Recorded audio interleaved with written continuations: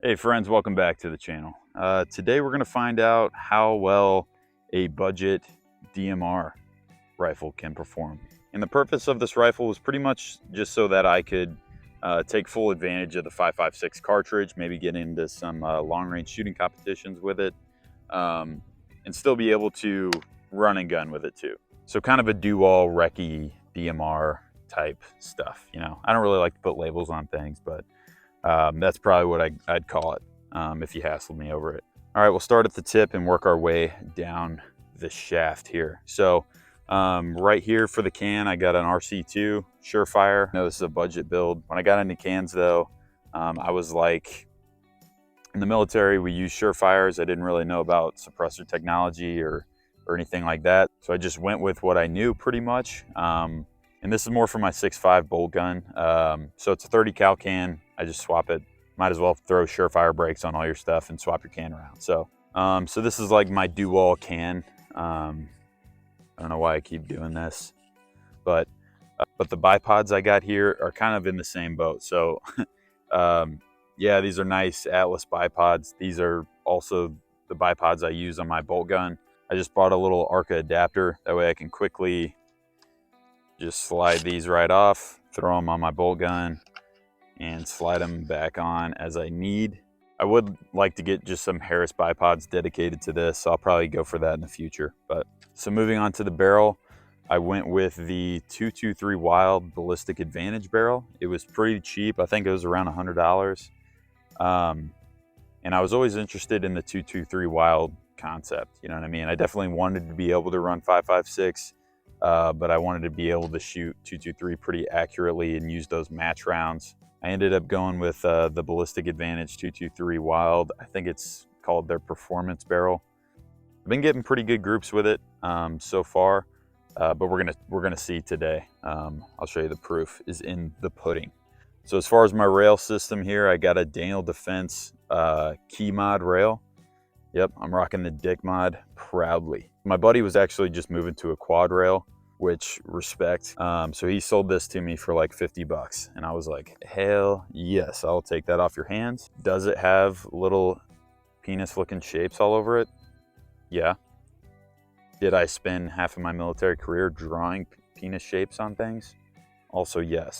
So I mean, Keymod doesn't bother me. I think it's kind of cool that, you know, nobody really wants it anymore. So I'm gonna rock it and make it cool again. This guy, this little grip here is the BCM gunfighter grip. I do like it. It does get in the way of my bag when I'm trying to shoot supported positions though. So thinking about removing it. When I shot a competition, that was like the biggest hindrance. It's nice when I'm running and gunning, but it does get in the way when I'm trying to do precision shooting type stuff. So the upper is just an Aero enhanced upper. I'm also rocking the Aero nickel boron bull carrier group. But nickel boron's pretty sweet. It's the first BCG I've had in this material, and the carbon just rubs right off. It's really convenient when you're cleaning. Pretty sweet. I always go with the Radian Raptor charging handle. I think they look awesome, and I haven't found one that I like better yet. So this lower is the cheapest completed lower I could possibly find. It was 120 bucks, Palmetto State lower. Came with the M4 stock. I ended up replacing that with the Magpul STR, replaced the grip with a BCM gunfighter grip. Just a mil-spec trigger in it for now. I'm thinking in the future I'm gonna upgrade to a 2-stage Timney or Geisley. I'm a big 2-stage guy myself, and those are kind of the better 2-stage AR triggers I've felt. As far as the glass goes, I got a good deal on this Viper PST Gen 2, 1:6. It was like 500 bucks for the mount and the optic. The glass, they say, is like 80% of the Razor series.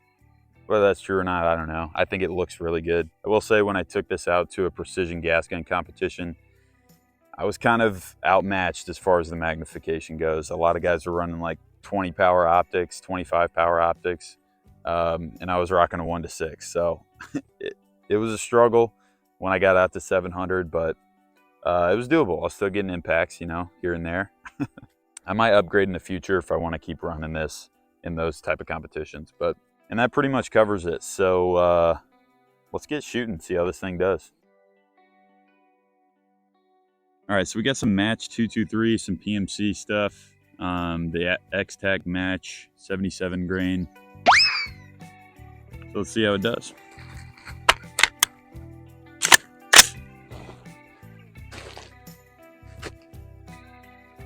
We're just gonna go ahead and confirm 0 out of 100 here.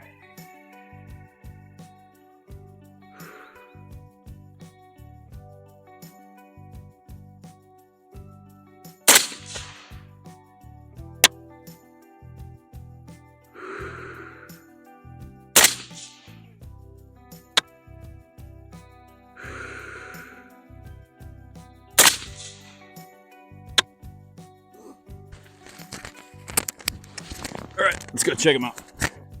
Just did a little 3-round group here to confirm 0, kind of see where we're at. Might have to adjust, and then whenever we're on, I'll do a 10-round group and really see what the accuracy's at. But as we can see here, this is my point of aim. Hitting a little high right now. So we'll have to see what's going on there and go from there. All right, making our adjustments.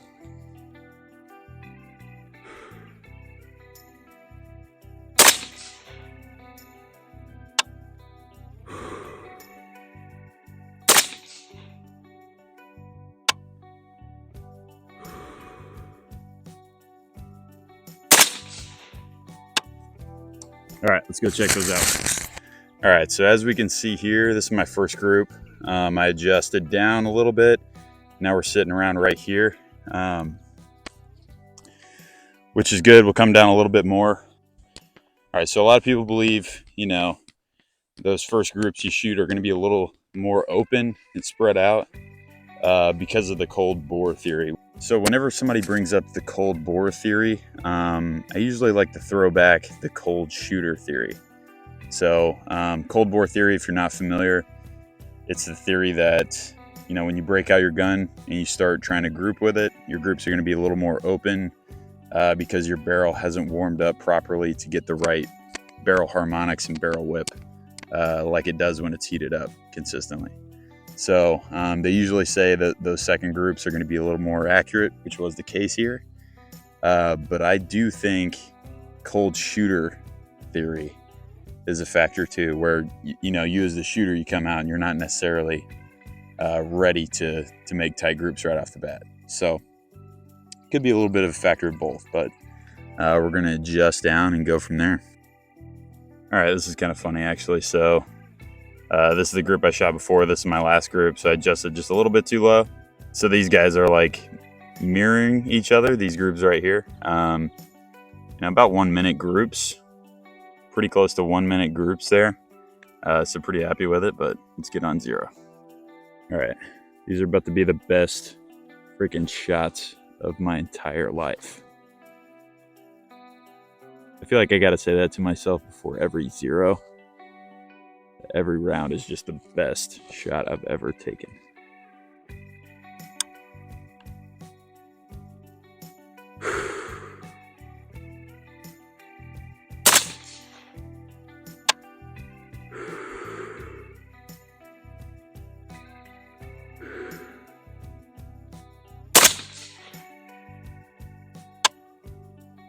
All right, really just focusing on that breathing, focusing on that reticle.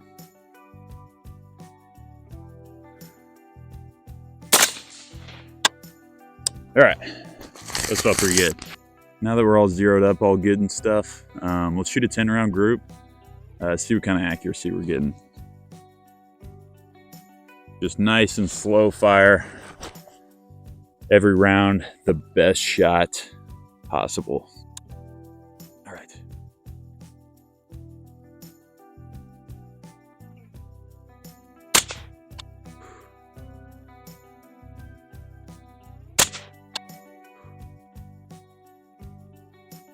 How's the left? Really staring at that reticle, trying to focus on the reticle itself, not the target. Trying to pull that trigger straight back to the rear. I got a bug crawling on my leg.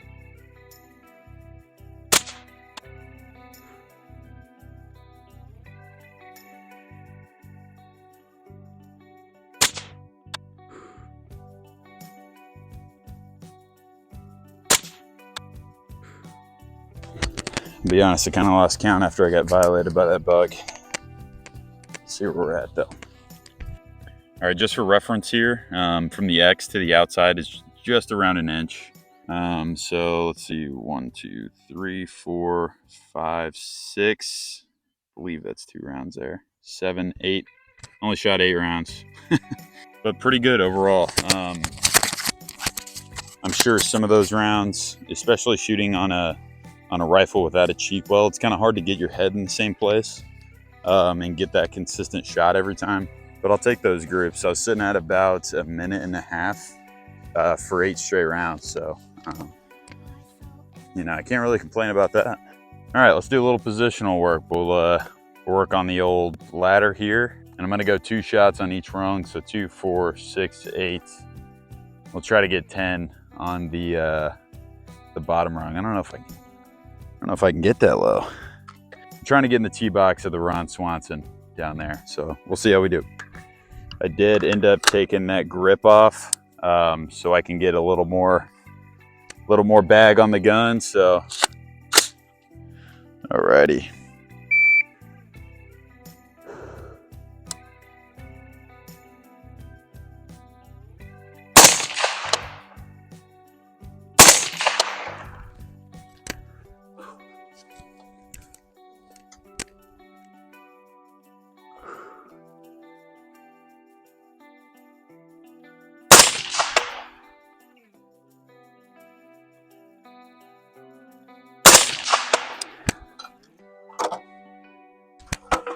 A little shaky in the San Francisco prone. Do a double kneeling here.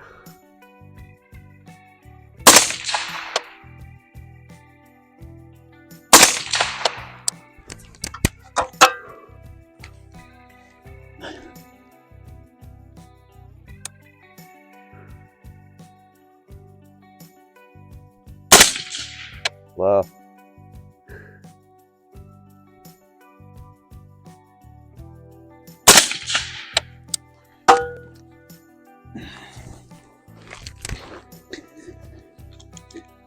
Oh, this is so low.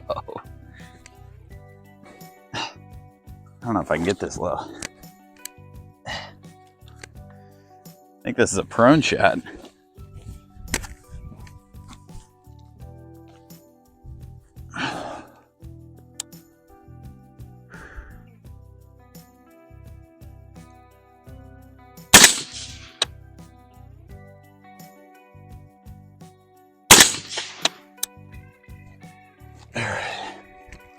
Sweet. Timer didn't even track it because I'm shooting suppressed. All right, looks like I got a little Ronnie in the chin a couple times here. Got about 4 dropped rounds there. We'll run it back, see if I can get them a little tighter here. I feel like those dropped rounds were definitely from my highest standing in that San Francisco prone. The rest of the positions felt pretty good, so. All right, I actually ran out of all my match rounds, so. We're switching to regular 223 PMC. We're gonna send it.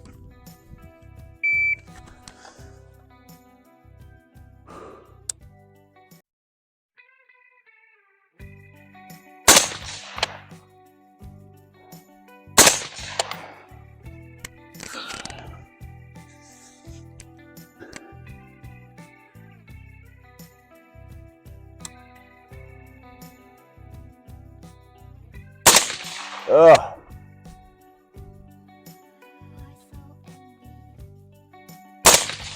Such an ugly position. Let's see, can I get this knee support? Yes, sir.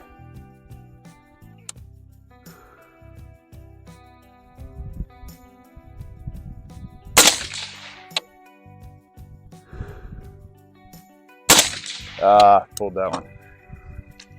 Pulled it bad.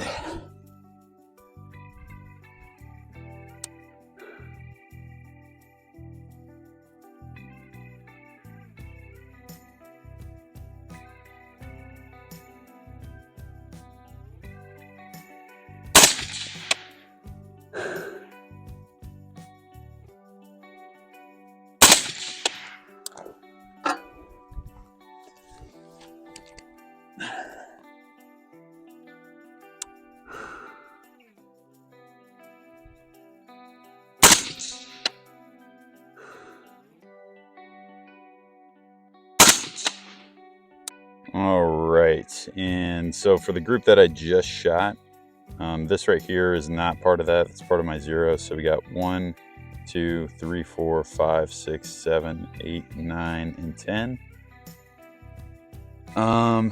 Yeah, not as good as I wanted to shoot there.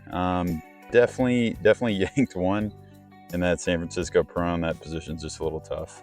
Just to reference this, so this is like 1.5 by 2.5 inches. So kind of a hard target to hit in your positional shooting, but kind of happy with what I got going on right here. Maybe just a little bit of breathing, a little bit of getting that wobble down where I'm shooting, but not too shabby.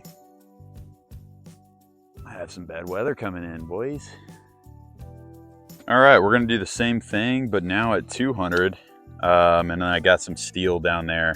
I'm kind of shooting through these trees, see if you can see it. Oh, where am I at? There she is. All right, shooting around some foliage here. Kind of cool, kind of a cool little setting back here. Hopefully I don't get dumped on. Oh, you just got dumped on. I'm probably definitely getting poison ivy tonight. You guys ever get poison ivy really bad and just scorch it in the shower? Feels amazing. Feels so good when I get rid of my poison ivy. I kind of miss it sometimes. Is that messed up? Get around in the chamber. All right, let's get it.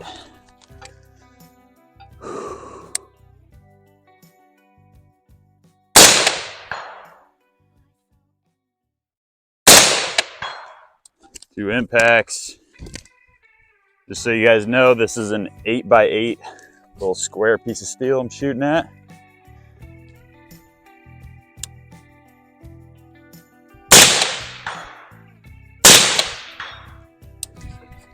Both impacts on this. I might be cutting some grass on this one, if I can even see it. Oh, I cannot.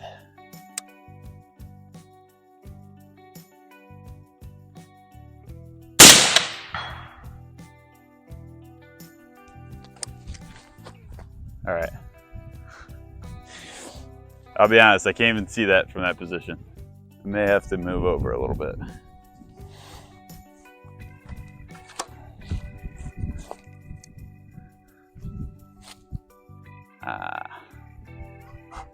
Probably should have checked that out before I started shooting, huh? Well, shoot. Guess I need to do some yard work.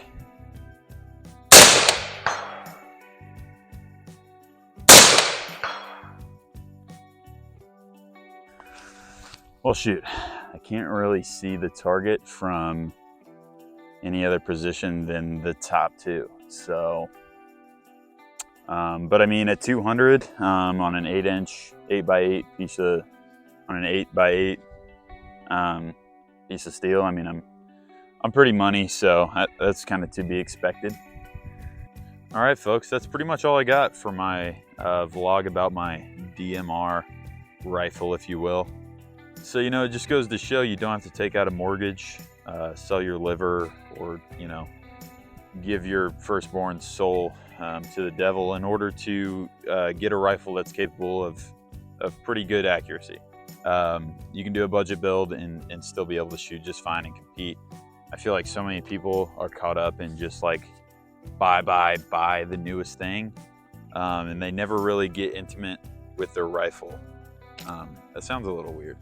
And they never really get to know their rifle in a sense of what it can do, what it can't do, how far they can stretch out the cartridge that they're shooting. I think it's pretty cool.